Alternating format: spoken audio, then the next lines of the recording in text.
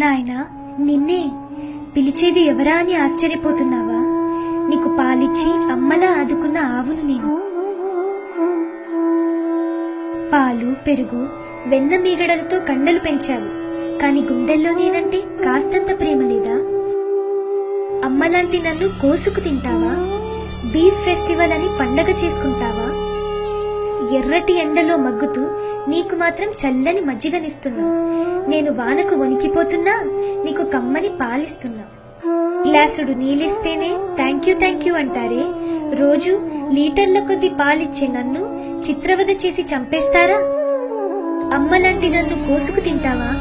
Beef festival అని పండగ చేసుకుంటావా? అప్పుడప్పుడైనా అమ్మ తిడుతుంది, నాన్న కొడతాడు.